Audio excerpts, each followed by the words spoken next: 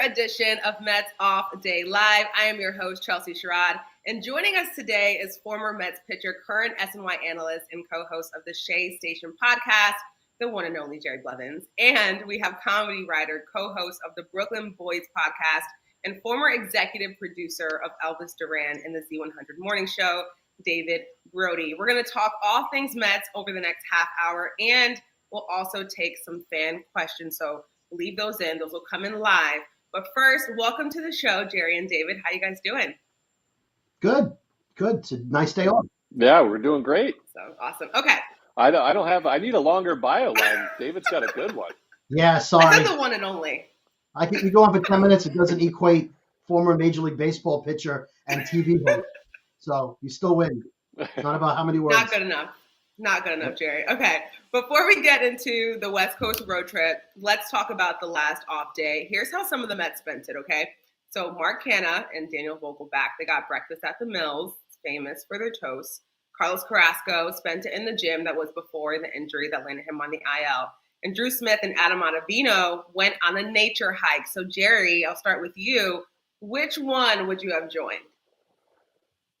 Yeah, so this is a pull because there was some bullpen bonding, which is my forte. I was the organizer of said things. The nature hike tends to not be my ideal thing for an off day. Although I have spent some time, Muir Woods, being on the West Coast, seeing the Redwoods, all that kind of stuff.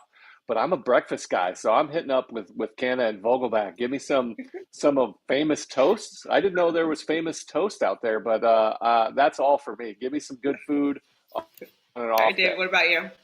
Well, I'm not going to the gym and I'm not hiking. So the obvious choice is I'm going with Jerry, and we're going to get French toast. I love that. I love the that. website. The food looks fantastic. Oh, okay, awesome. I haven't been to the Mill, so I should check that out. All right, let's take a look at where the Mets stand. They finished up their West Coast road trip going 7-3. David, I'll start with you for this one. What was your favorite moment from the road trip? Well, I would say my second favorite was Michael Conforto mishandling the ball in right field yesterday. I mean, I like Michael, but he's on the other team now. So what are you going to do? I think my favorite was Brandon Nimmo. I mean, watching him just come to life and earn his contract in a week. The defense, the offense, he outdid himself. And I kept thinking, here's a guy that Sandy Alderson drafted, out of Wyoming. Nobody thought he was going to, they didn't, who is this guy? He didn't play high school baseball. And to watch what he's become coming off a new contract, that was my highlight. Okay. Jerry?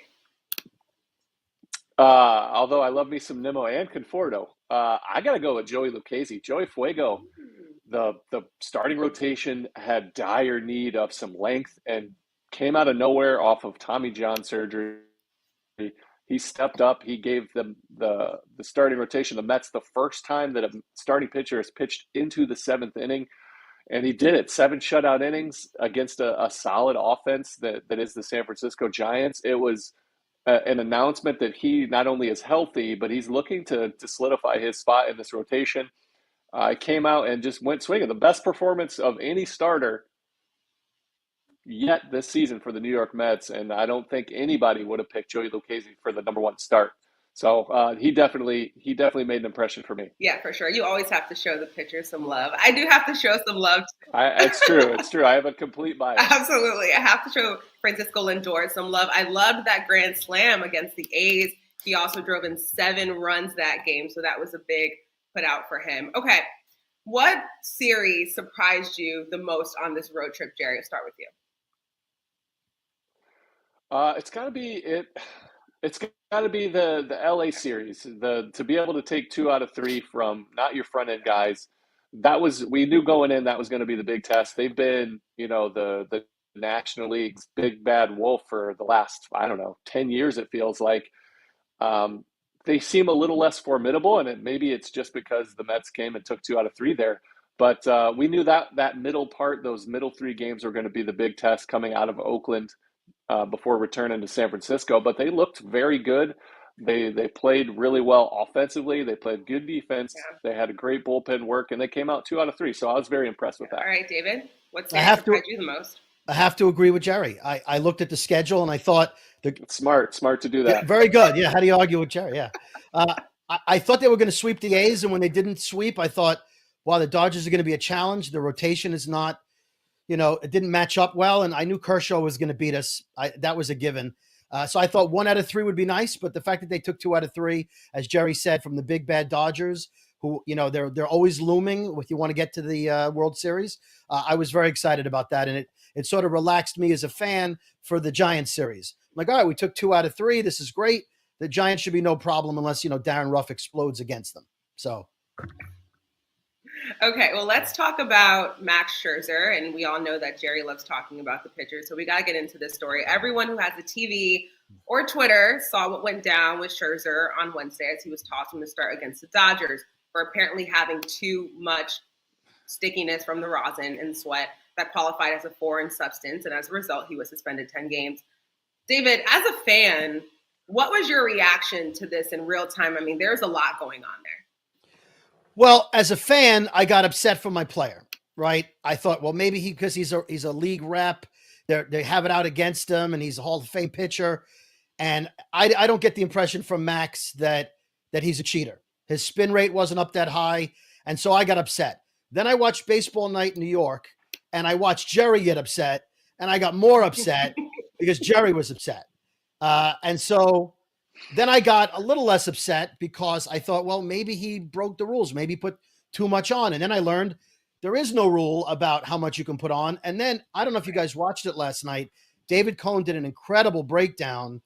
Jerry, maybe you could speak to it, but he showed the process of what Max was legally allowed to do, and the ball stuck to his fingers within the rights of Major League Baseball. So I'm mad again. And I think it's one of those things that they're going to make it the Scherzer rule at some point and make this a precedent. But I'm outraged. Thankfully, he's only missing a start against the Nationals. So, Yeah, Jerry, let's get into that. Let's talk about how upset you were. Let's talk about that. I normally try to stay pretty even keel, but that got me. I want to address it kind of in reverse. What David Cohn did was amazing. Like, he showed the process. I thought that was really good. If that's what Max Scherzer did, to where the ball literally stuck to his hand, if that's what he did, that's cheating, and you should get in trouble for that. If that's how sticky his fingers were, then it's inarguable to me, because that's what you're trying to avoid. It's a competitive edge, but the numbers, the data doesn't say that that's the truth. Max Scherzer, a man of his word, who I know personally, said that this isn't what he was doing. I have a really hard time understanding the ambiguity of the rule itself. I understand that why it was made, because pitchers were using spider tack and using it to gain an advantage against the hitters, but that's not what's happening, because the spin rate is the advantage, and his spin rate wasn't crazy high. To me, I have a biggest problem, because I came into the league in 2007 was my first September, and the baseball is the problem. The reason why the reason why guys started using any type of stick was because the baseball doesn't feel right in your hand. I had never thought about the baseball. When I first got called up in 2007 in September in Oakland, my whole life I just grabbed the baseball and was like, oh, this is a baseball, and played catch and threw. When I started playing catch the first time, the ball was slipping out of my hands, and I looked to my other pitchers, I was like, what am I going to do? In a panic. And they're like, it's okay. Little sunscreen, little rosin, you rub the film off the baseball, and then it feels like a baseball. So it's not even about competitive advantage. If they would have just addressed the problem of the baseball, we wouldn't have all this gray area of who decides what.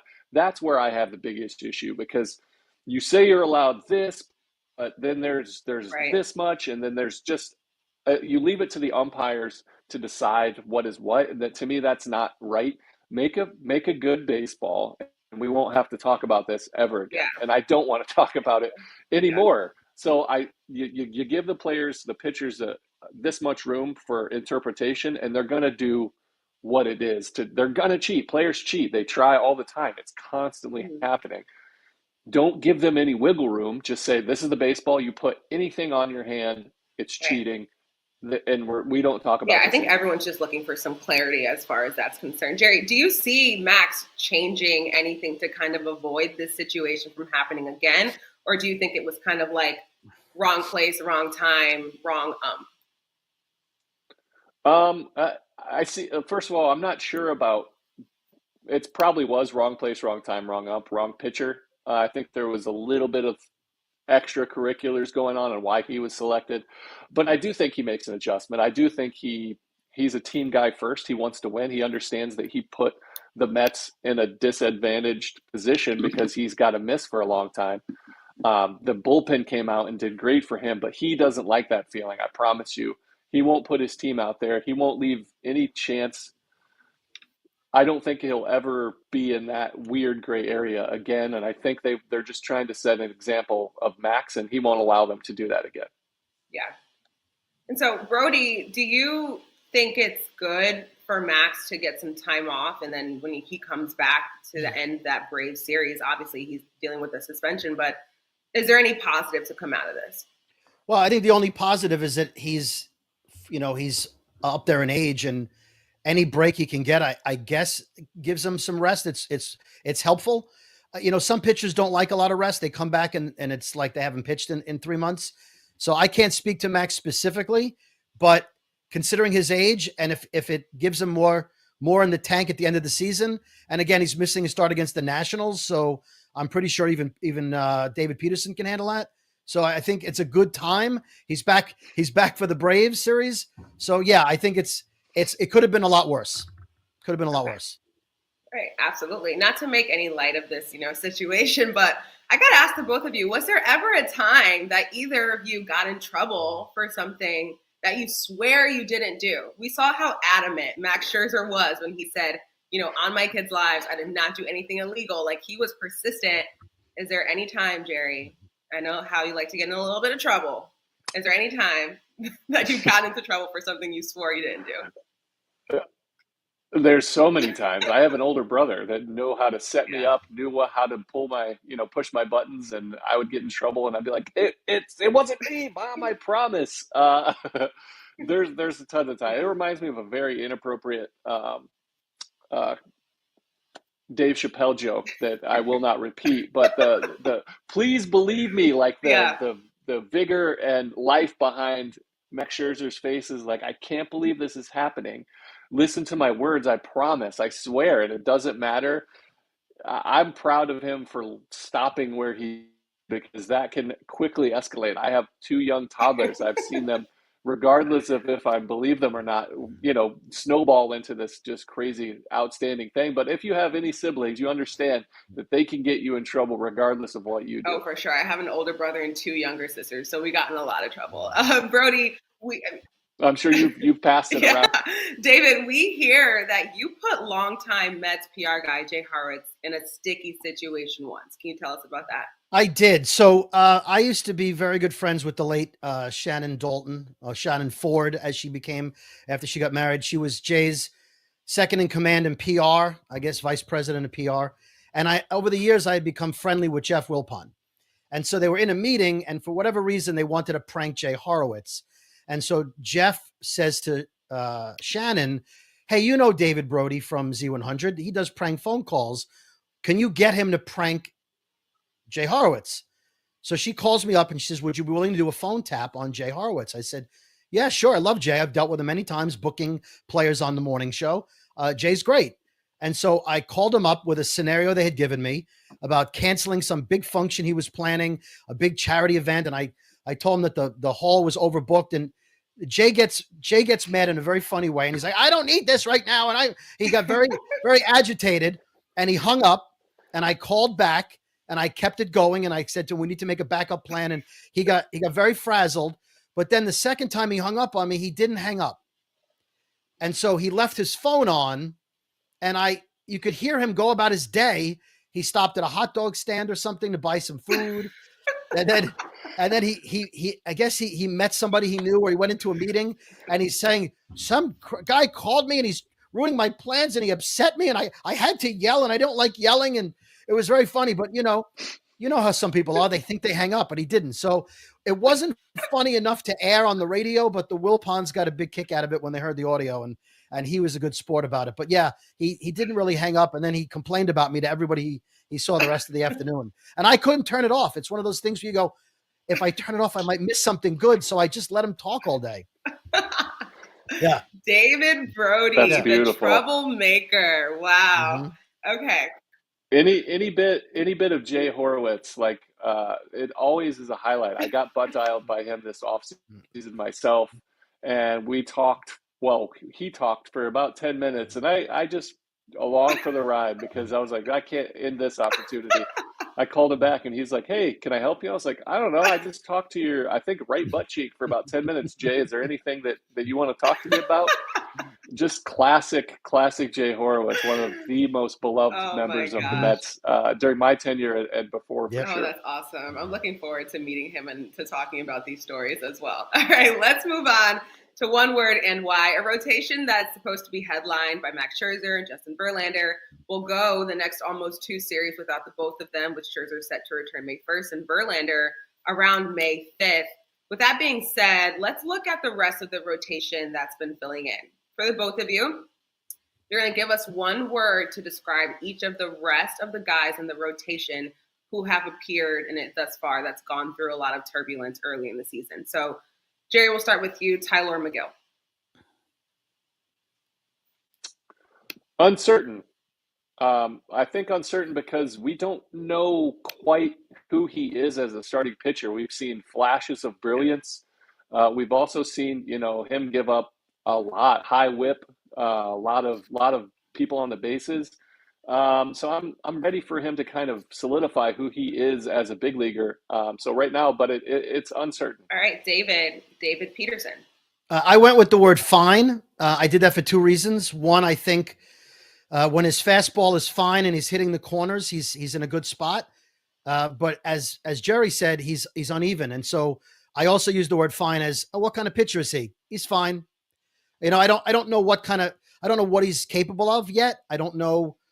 His highs look pretty good, but his bads don't look that great. And I feel like he got lucky the first couple of starts. He was in a groove, but I still don't know if he's a 500 pitcher or more than that. So I'm going with fine. Okay. Jerry, Kodai Senga. So passive aggressive, David. Oh, that was my my major in high school. As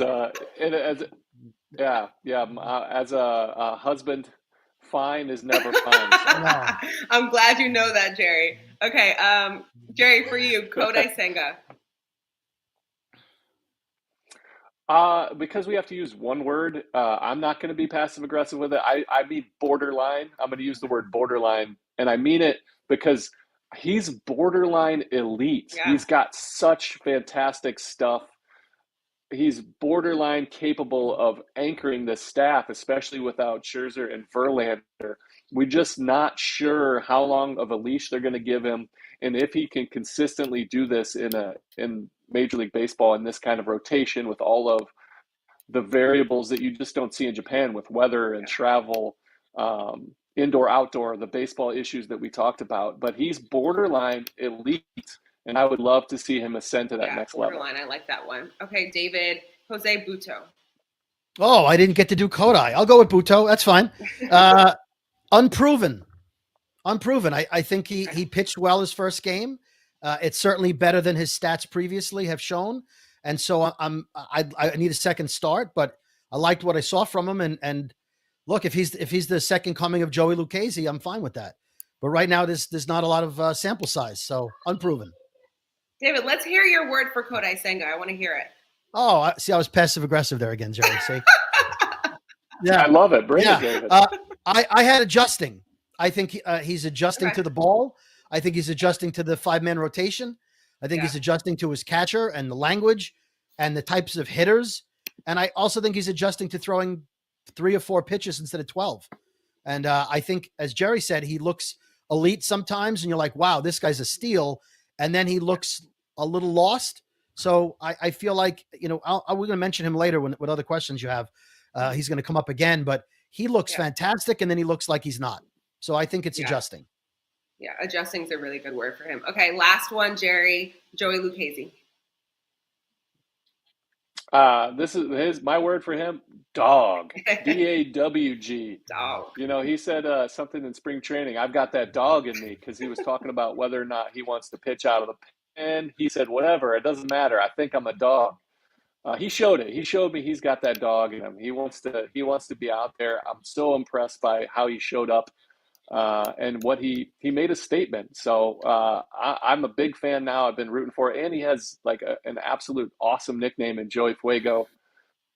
So I love talking about him, and I hope he continues to show that kind of fight in him, that dog in him. Yeah, I like that one. Okay, we have a fan question, baseball and barbecue from YouTube. The question is, how does the team get the starters to go deeper into games? David, you want to go first with this one? Score 10 runs in the first inning.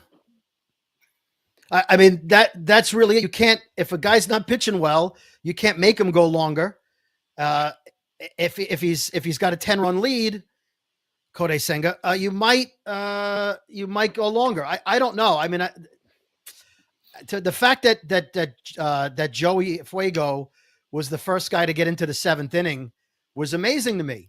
I mean, I know the season's only an 8th over, but the fact that the guys can't get through the lineup 3 times is shocking to me.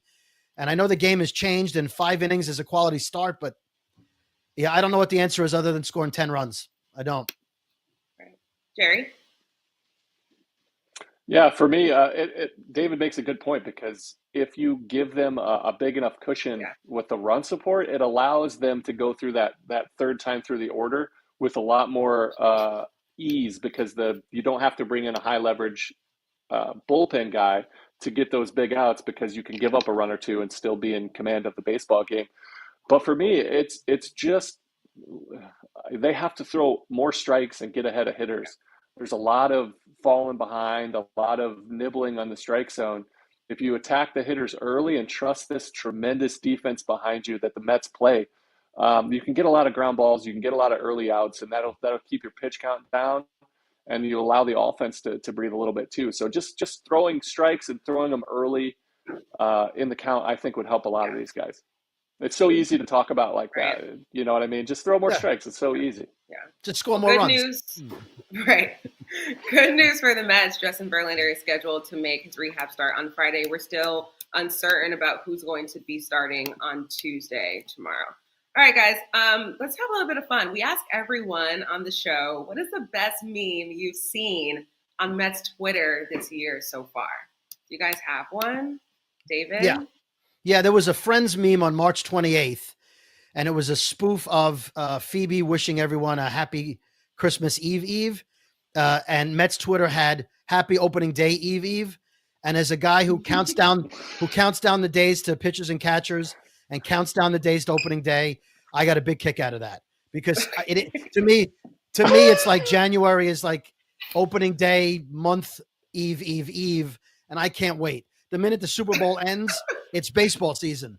So I got a big kick out of that because the anticipation of baseball is like that feeling for me, like that meme. As Jerry is wearing his Bengals hat here. Go ahead, Jerry. I know. I'm still haven't let go of last season yet. It's still kind of fresh. I do love me some Joe Burrow. But anyway, for me, the best meme, and I didn't credit it with anybody because I saw it all over the internet. It was when Scherzer got ejected, there was the Mets. There was the guy that's face down, like just laying down, and he says, I think he's actually dead. We'll see. Something like that. And it was like just every Mets fan, like, really? We're just going to leave our starting pitchers out there. We're all dead on arrival. But they proved. I mean, again, we've talked about how poorly the rotation has done, considering they were supposed to be the best part about how the Mets were going to be in contention. And they've been playing very good baseball. They've been winning games. I think if they continue on that, they won't be so dead on arrival. Yeah, for sure. There's one meme that I saw recently, actually, because the Mets were on the West Coast. We were all exhausted, staying up late, watching these games. And there's a picture of this cat, and it's just like squinting, just like looking out into the distance, like, my life is over. I cannot stay up any longer. And that's exactly how I felt. Exactly. That exact face, Jerry. So that was my favorite meme of the week. All right, let's move along to 10 things we like about Pete, and that is for Pete Alonso. Pete Alonso has hit a record 10 home runs before the end of April, breaking the Mets record for most home runs before May. In that honor, instead of doing 10 things we hate about you, we're going to do 10 things we like about you, about Pete. It can be anything from on the field to off the field. So, David, let's start with you. What do you have? I'll start with he's humble. He doesn't brag. He doesn't. He just goes around the bases. He credits his teammates when you ask him after the game, how the game went, even though he had 2 home runs. I love him. He's just quiet and he does his job and he's professional. I love him for that. Humble. All right, Jerry? I like that. I think I'm going to go right to the heart of what I love about. I love a lot of things, but I think his bat flip doesn't get enough love. It's signature. He has a signature like home run bat flip where he puts the hand on both ends of the bat and then a little twirl. It's not flashy. It doesn't go 30 feet in the air, but when he hits it, it. And he does that little, it's not quite on the level of the Griffey bat drop, but it's in that same, less is more kind of approach. And in today's, day and age of flashy celebrations, it's a little subtle. And so I appreciate, him staying on that. So I think his bat flip for me is one of the things that I love. When you're hitting so many, it has to be signature at this point. David, back to you for number 3. Okay, so I know I mentioned he was humble, and then we went into bat flip. So I'm going to go into, I love that he has a different handshake and fist bumping for whoever's batting 5th. So what he does with Canna is different than what he does with Vogelback. It's different than what he does with McNeil. So I do like that he's got a different prepared thing for whoever's batting after him. In fact, I said to somebody on social media that Mark Canna's highlights of the year so far were that he fist bumps Alonso really well. That's his highlight. So I like Pete's varied celebrations at home plate. Yeah, I like that one a lot. I'm actually going to jump in here. One thing that I really like about Pete Alonso, and this kind of goes way back off the field, but it's the fact that he really took out the time to learn Spanish and work on his fluency in Spanish so that he can communicate with a lot of his other teammates. So I appreciate that because that's super thoughtful. All right, Jerry, back to you. I like that. And just so you know, David, he has a different handshake with basically every single Met. So if it's the guy hitting behind him, if he's not there that day, he's going to get him in the dugout and do the little chest bump or whatever it is. Terrific. So it's that's one of the best parts about baseball, or the handshakes that you have. I'm going to say you use the word humble. I'm going to use the word earnest for Pete Alonso, and a lot of it has to do with his post-game interviews, the way he conducts himself. He's true to himself. He doesn't try to be too cool or too representative. He just is earnest with who he is and who he's trying to portray himself. It's not an act. He just comes across, very, very earnest. Like he is who he is, and I appreciate that. Okay, back to you, David. I like that as good of a hitter as he is, he cares an awful lot about his defense. For a guy who's bigger and hits the way he does, he doesn't have to care about being a Gold Glove first baseman, but he cares like he wants to win the Gold Glove at first base. It bothers him when he doesn't play well. He's gotten a lot better than when he first came up. He scoops the ball really well. He's making better plays to second. I really admire that he works that hard on his defense for a guy who doesn't need to. He could be a one-dimensional player and nobody would fault him for it, and I appreciate that with him. And he doesn't want to DH. Although his numbers are up, he wants to play the field, and I love that. I love that too. Okay, we can only get to 6. I mean, there's so many things we could talk about with Can I? Right, I just want to piggyback on top of that real quick. It was his walkout song, the Working Man. The Rush Working Man. It's because he goes out and he does the work. He isn't naturally gifted at defense on first base, but he's better because he's worked his butt off at it. So I just wanted to piggyback that. He's a grinder for sure. All right, we're running low on time, so we'll have to get back to the 10 things we love about Pete. It'll be 100 at some point. We're going to talk about Brett Baty and Francisco Alvarez up with the big league, still getting their footing. Let's give everyone an idea of who they can be. I'm going to name a part of their game, and then you both are going to give me a player that it reminds you of. So let's start with Brett Baty, his build. Let's go, Jerry. You can start. Sorry. Yeah, his build reminds me of Chipper. He's a big, at 6'3", he occupies a large space over there at third base. So I think he's got a Chipper type build, and he looks the part over there, just like Chipper did. That might not make Mets fans happy. All right, David.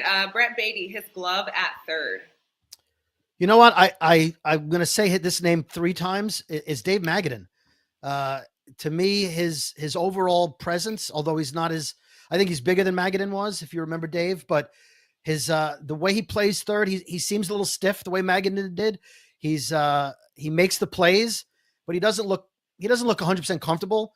And Magadan was a good enough third baseman. He played a little first, probably played more first. He reminds me of Magadan as a longtime Mets fan, where he just he looked too tall and lanky for third, and just was making the plays, but you worried. Yeah, that's who he reminds me of. All right, Jerry, his swing. What does that remind you of? I like his swing.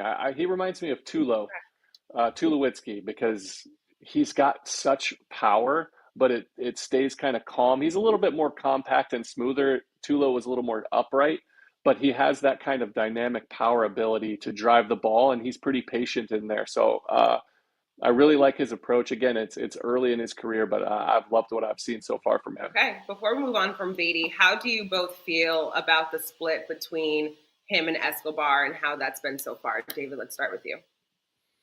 Well, considering what Escobar was hitting when Baty came up, right now I'll take as much Baty as I can get. I think Escobar had a great September. That shouldn't be in the equation, because right now he's not hitting. His defense is better. He's a little smoother at third. I wouldn't mind seeing Escobar play a little second, to get him in the lineup if you want to play him, because he has that option if you want to get him in the lineup as a switch hitter. But I think you have to invest in Baty. He's taking the ball to left. He's pulling it to right. He looks good. He has to get his power up a little bit, but he's getting more comfortable. And I think this early in the season, make the investment in the kid. You know what you have in Escobar. So 70-30 is fine by me. Okay. What are your thoughts on that, Jerry? Yeah, I'm right in that same range. I like what I've seen so far. He might get not have to face Kershaw all the time, maybe a tough lefty once 4 out of 5, the 80% of the starts. You got to give him a little bit of a breath to kind of collect the knowledge that he's gained. But I definitely like the 70-30, 80-20 split. He needs the at-bats. He needs to be able to collect, the experience that goes along with it, but he also has to stay fresh. So I like that split. All right, let's switch over to Francisco Alvarez, and David, we'll start with you. Who does his build remind you of? Well, I guess the obvious for me would be Pudge Rodriguez. The little fire hydrant build. Although I have to say he was put in as a pinch runner this week, which tells you a lot about Daniel Vogelback on the base paths. Anyway, yeah, I think Pudge Rodriguez, first thing that comes to mind. Yes, it's the position, but also the build for me. Okay. Jerry, his pitch framing. I thought I had build, and I picked Raphael from the Ninja Turtles, but that's okay. He's so wide back there. I love the Ninja Turtles. He's a big target. He's got that kind of big wide back that looks like a turtle shell. Anyway, what was mine? Pitch framing? Yeah, pitch framing. Yeah, he reminds me of Travis d'Arnaud, who we get to see regularly in Atlanta, but he's comfortable sticking that low pitch, being able to get his thumb underneath that low fastball to be able to steal a strike here and there.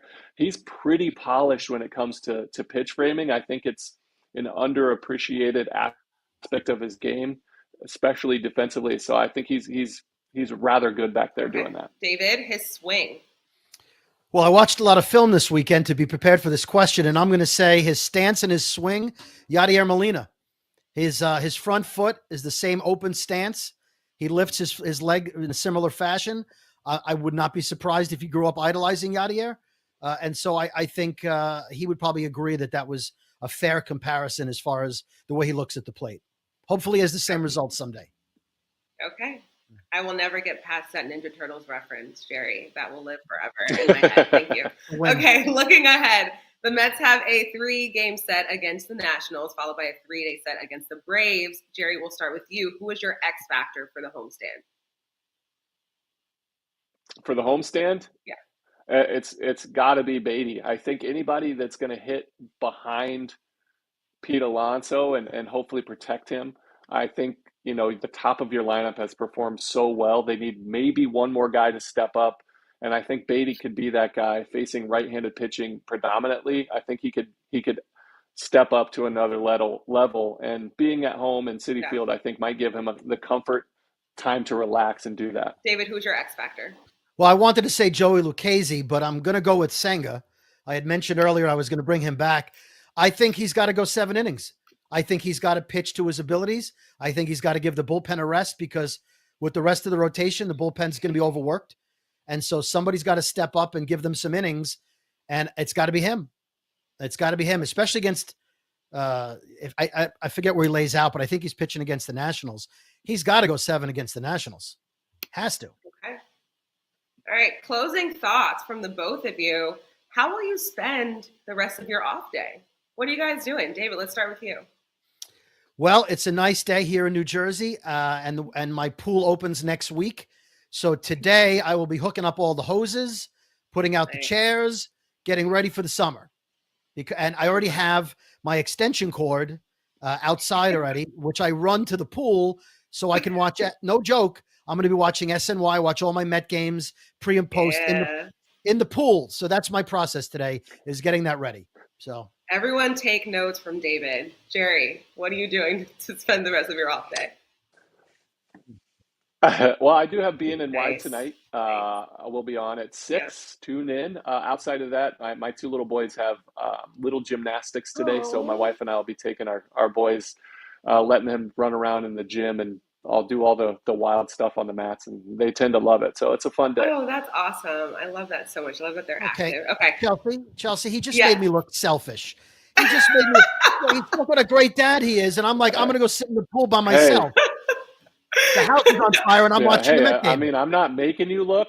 David, if you end up looking a certain way, it's not my fault. So you can take ownership. Listen, before we came on, I called Jerry the Beyonce of the group. That is a Beyonce of the group response right there, David. I hope you heard that there. Okay.